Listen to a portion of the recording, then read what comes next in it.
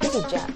Today we're going to do orbitals and covalent bonding in 50 questions. Sounds like a lot, right? Not as much as in your book. Question number 1. What is a sigma bond? A sigma bond is a molecular orbital that is cylindrically symmetrical about an axis that passes through the nuclei of the molecule. Nuclei as in plural. So that axis will pass through all the nuclei of the molecule. Question number 2. Comment on how carbon uses its atomic orbitals for bonding. Carbon doesn't use its atomic orbitals in their pure forms. Instead, it hybridizes them. Question number 3. What are the 3 ways in which carbon hybridizes its orbitals?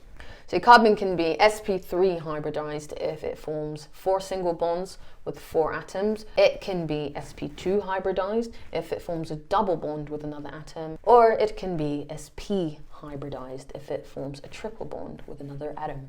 Question number 4. Why does carbon use hybrid orbitals as opposed to unhybridized atomic orbitals? There are 2 main reasons for this.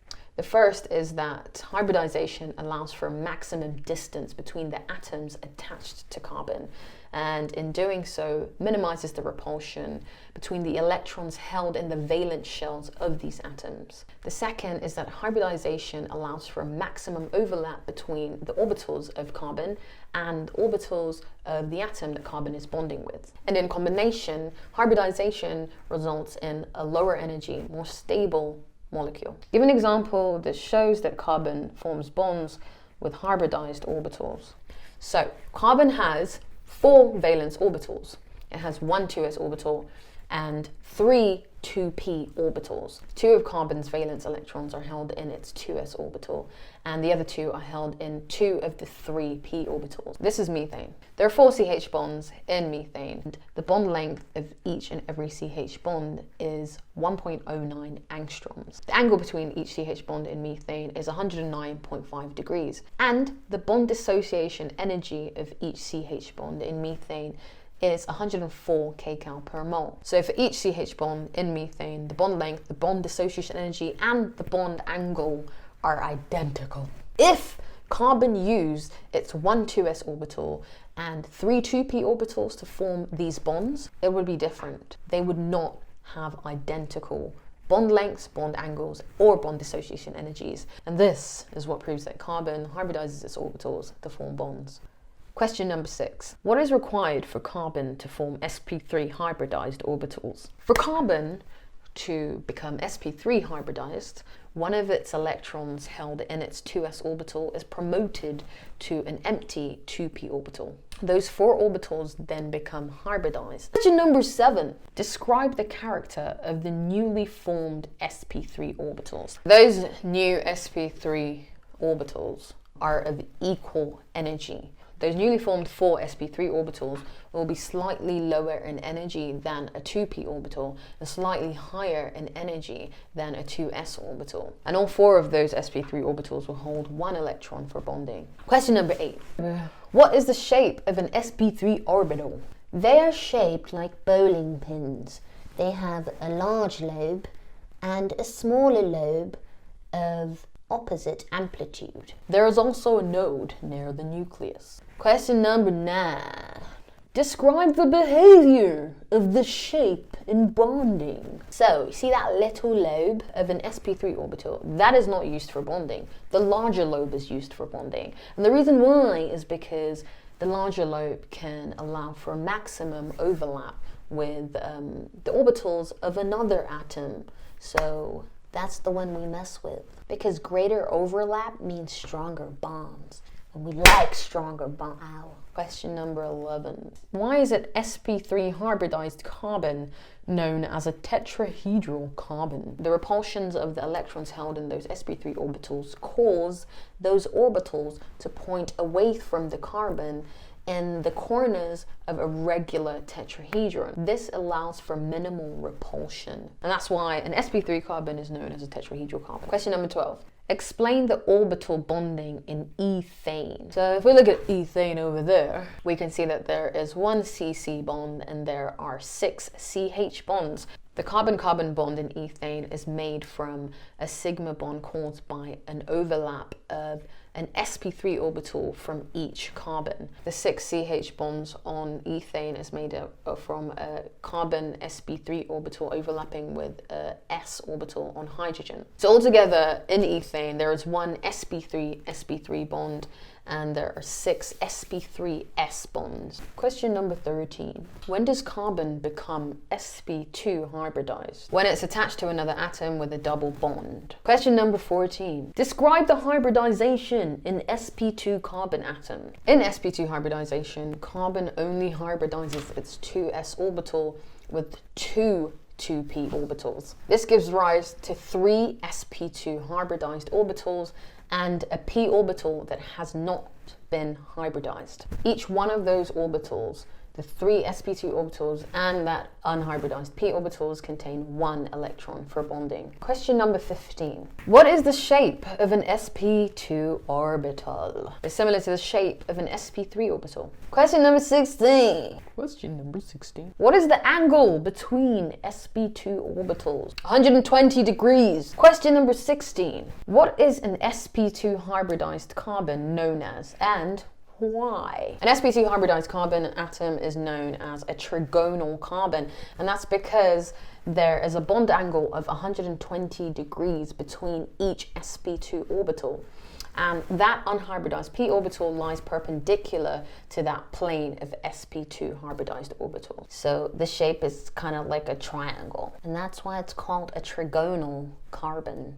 Question number 18. Describe the orbital bonding in ethylene. First of all, ethylene has 4 CH bonds. Those 4 CH bonds are made from an overlap of a carbon sp2 orbital with the s orbital on a hydrogen. The carbon forms a double bond with each other. Let's address the first bond. So the first bond between those two carbon atoms is formed from the overlap of an sp2 orbital from each of those carbon atoms, and that forms a sigma bond. Each carbon atom in ethylene is sp2 hybridized because each carbon atom is bonded to another atom with a double bond.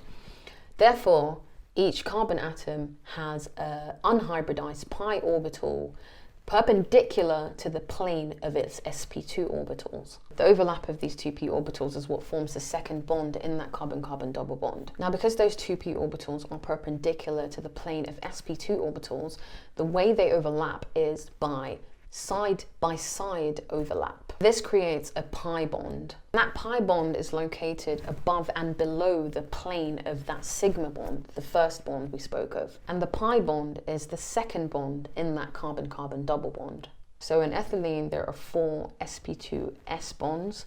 There is 1 sp2-sp2 bond, and there is a pi bond formed from the overlap of those 2 unhybridized p orbitals. This pi bond also has a node at the site of the sigma bond. Question number 19. Why are pi bonds known as the site of chemical reactivity in a molecule? So the pi bond in a double bond is of slightly higher energy than that sp2-sp2 sigma bond. Therefore, it is less stable. It is more vulnerable to external effects because its electrons are more exposed than sigma bond electrons are. Because of this, its electrons are easily polarizable and easily excited to a high energy level, and that's what makes them a site of chemical reactivity in a molecule. Question number 21. Why is more energy required to promote a sigma electron than a pi electron? The thing is, sigma bonding electrons are mostly located in between the 2 carbon nuclei, and we know that nuclei are attracted to electrons. As a result, the interaction between those nuclei and those sigma bonding electrons are hella strong, and any attempt to promote those sigma electrons results in severe nuclear repulsion. And that just means that those 2 nuclei hate to be next to each other, so they love anything that kind of stops that interaction between them. And if you're going to move an electron, that's going to mess up the flow. That's going to make those repulsions, a lot worse, I guess. So the promotion of a sigma bonding electron results in severe nuclear repulsion. Now, the pi electrons are further away from those two carbon nuclei.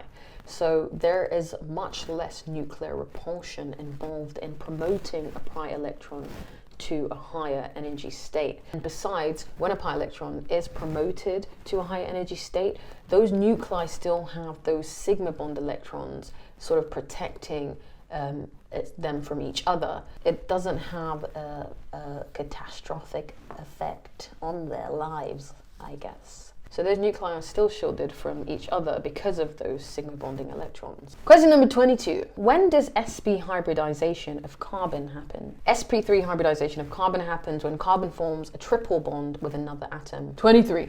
Describe the hybridization of orbitals in sp hybridized carbon atoms. As usual, one of carbon's electrons that is held in its 2s orbital is promoted into that empty 2p orbital. However, in an sp hybridized carbon, carbon only hybridizes its 2s orbital with only one 2p orbital. This results in two sp orbitals and two unhybridized 2p orbitals. 24. What is the angle between sp orbitals of carbon, and how are they orientated? An sp carbon is linear. The two sp orbitals have an angle of 180 degrees between them. They lie in a straight line, and that is as far apart that they can be. The two unhybridized p orbitals lie perpendicular to one another.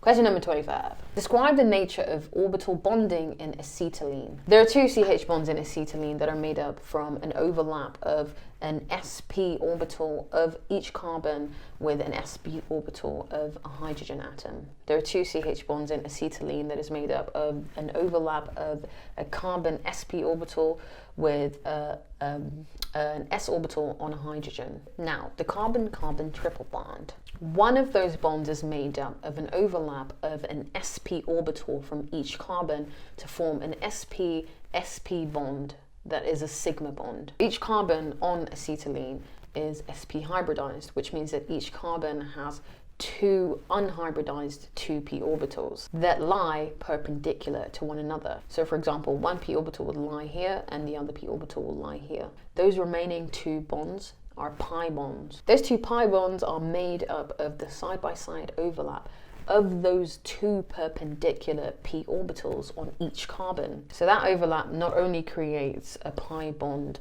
above and below the line of that sigma bond, but also at the front and the back of the line of that sigma bond.